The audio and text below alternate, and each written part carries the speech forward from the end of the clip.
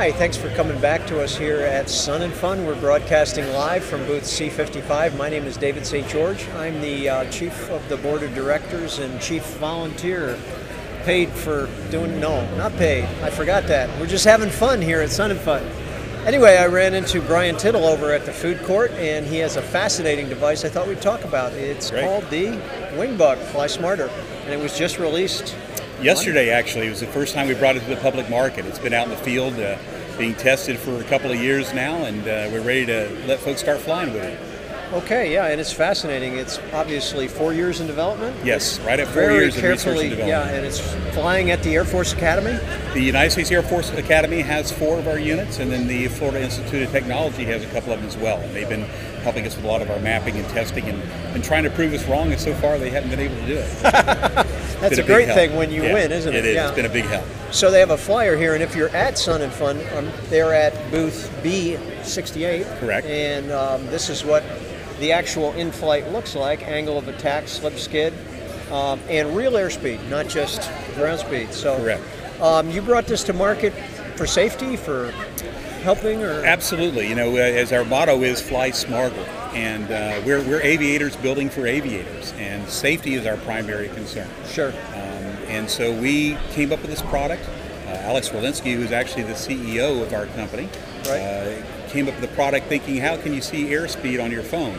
And that's where it really started. And it started from that simple process to where we are now, that we've got a full... He's probably wondering why he ever asked that question. Sure, 4 years later. He does. He says, that'd be simple to do. And it turns out it's not so simple. Yeah. And a lot of research and development, a lot of testing. So he got with his best friend, who happens to be an aerospace scientist, rocket scientist. Right, you said. And they came up with this. And now we've got a full 6-pack plus AOA and side slip and recording and so forth.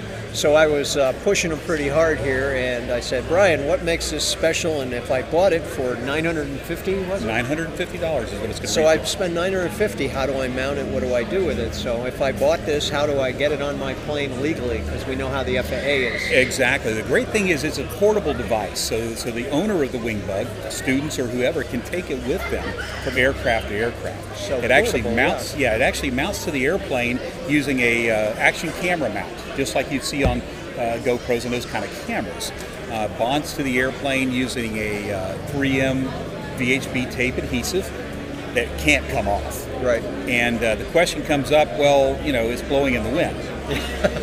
That's where the Air Force and FIT have helped us. They've done wind tunnel testing on it, and they've shown that at 250 miles an hour, it's only exerting 1.1 pounds of force. Yeah. So it's so aerodynamic, it has really basically no drag at all. If you look at the profile, the form factor, it's a lot more aerodynamic than a GoPro. Oh, absolutely. Yeah. Absolutely it is. And so this provides, via a Wi-Fi link to the cockpit, all of this data that will show up on an iPad app. So what you get is the Wingbug app.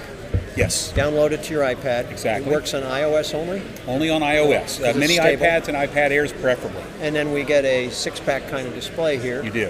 Which I imagine as you develop through, you'll be putting all kinds of things there, but real airspeed. So as a backup, you got real airspeed in there, not just ground speed or some... Exactly. The latest, greatest thing up to this point has been GPS-based systems, where you're looking at ground speed, like you said. This takes it to that next level where it truly is airspeed. It's that same pedostatic information that your airplane's been getting. Now you're getting it in a portable, backup, redundant system. Well, I'll tell you, that's music to my ears, because I see people all the time with displays and they say, okay, this is airspeed. And I say, no, that is not airspeed. Yeah. If we're in a 40-knot headwind, and it's just not going to work out well. The wing stops flying at a certain speed angle of attack. So I'm very happy to see this product come to market. So early sales, you said it's testing in Air Force, and interest at the show. Has it been pretty busy over there? It's been unbelievable, the interest at the show. Okay, good. We had some people interested in our first R&D units back in 2016, and our boss kind of promised them, hey, we'll get them to you. So our first little run that came out, they got them. So we didn't actually have any units to sell here. We're looking about the next 6 or 7 weeks. We're actually going to have our next production of many units. And so that's when we'll actually start getting them out to everybody. We actually are taking pre-orders now. Good. And I've had some of those already. Yep. And, so booth B68. B68, exactly. Yeah. And we're getting ready for Oshkosh also. Sure. In fact, I might add, if I may, that we were actually selected through the application process for the EAA Innovation Showcase at Oshkosh.